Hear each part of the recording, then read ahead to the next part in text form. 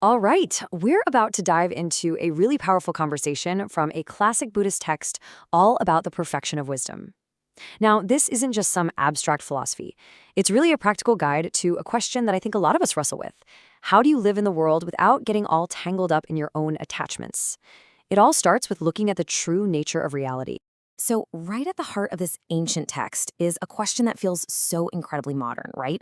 How do we fully engage with our lives? Giving, working, helping out, without getting caught up in our own ego, our expectations, and, the inevitable disappointment that comes with it. It's a timeless challenge, and this dialogue we're going to explore offers a really profound way to think about it. So let's set the scene. The conversation is between two absolute titans, the Buddha, the enlightened teacher himself, and his disciple, Śāriputra, who was famous for being the wisest of them all. The question that Śāriputra is about to ask is what kicks off one of the most important teachings in this entire tradition. And here it is, the big question. Śāriputra asks the Buddha straight up, okay, for someone who really wants to practice this ultimate wisdom, how do they get it? How do they see the true nature of things? And the really crucial part, how do they act without signs? Which basically means, how do you do things without creating these solid ideas of me doing the action, my action, and the result I'm going to get? The Buddha's first answer is just beautifully mysterious. He says, know that all things abide in non-abiding. So, what in the world does that mean?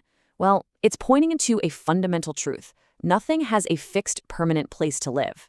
The real nature of everything isn't some static thing you can pin down. It's a dynamic, ungraspable flow.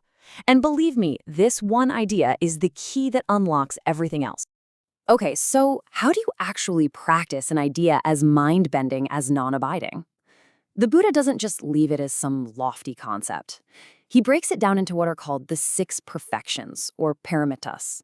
Think of them as 6 types of action that train your mind to see this truth directly. And they all follow this really amazing pattern.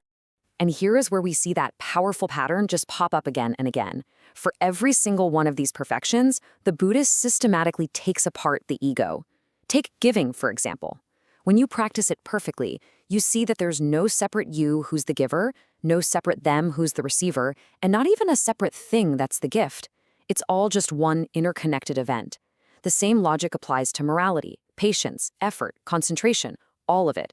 It's a completely radical way to reframe what it even means to do something. Now, this practice isn't just about what you do on the outside. It's also, and maybe even more so, about what you cultivate on the inside. So the teaching pivots a little bit here, moving from what we do to what we think.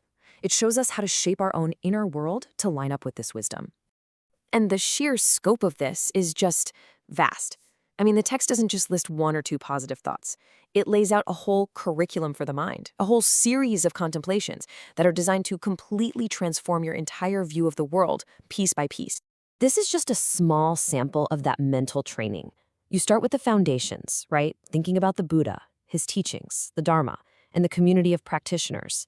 But from there, it just expands outward to cultivating these huge states of mind, like great compassion for all beings, or detachment from worldly drama. Every single thought here is a deliberate step on the path to wisdom. But before you can see reality with that kind of clarity, you've got to clear away all the mental fog. And the Buddha points to this fog as a specific set of obstacles, 10 fundamental doubts that just block us from seeing clearly. So this next part is all about clearing that path. And listen, these aren't just minor hesitations like, I'm not sure. He's talking about deep, fundamental assumptions we all make about how reality works. The instruction is to decisively cut through them. That sounds sharp, clear, and final, doesn't it? You notice what all these doubts have in common? They're all about extremes. We get stuck thinking things must either absolutely exist or not exist at all, that things are either totally separate from each other or they're completely the same. We even doubt whether the labels we put on things actually match up with reality. To get past these doubts is to find a middle way, a path beyond these rigid black and white ideas. And all of this brings us to the absolute core of the teaching. This is the big one, the insight that solves all the puzzles about action, thought, and doubt. It's the concept of shunyata, which we usually translate as emptiness. Okay, now this is probably one of the most misunderstood ideas in all of philosophy. So let's be super clear. Emptiness does not mean nothingness. It doesn't mean the world is a big void. What it means is that things don't exist independently. Everything arises because of other things. Nothing has its own fixed, separate, permanent essence. It's really a profound statement about how everything is interconnected. And this leads us to one of the most famous lines in all of Buddhism. And it comes right from this family of texts. Form itself is emptiness. Emptiness itself is form. Just let that sink in for a second. This incredible paradox points to a reality that isn't split in two. It's saying that the solid, tangible world we see and touch, that's form, is completely inseparable from its ultimate interconnected nature. That's emptiness. So form is everything we experience, right? Sights, sounds, our own thoughts. And emptiness is the simple truth that none of it exists on its own. They're like two sides of the same coin. You literally can't have one without the other. You can't have a world of stuff that isn't, at its very core, empty of some separate, independent self. And this idea isn't just for physical objects like tables and chairs. No, it applies to our inner world too.